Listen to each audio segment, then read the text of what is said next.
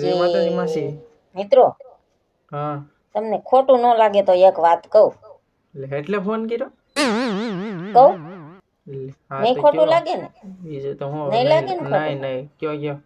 હાલો તો કહી દઉં હા કયો. કે તમારું વર્તન જોઈને એમ લાગે છે કે તમે પેલા જેવા હવે નથી રહ્યા. કેમ હું છું? કેમ કે પૂછો તો ખરા કેમ એમ. કેમ કેમ હું છું ઈ કયો.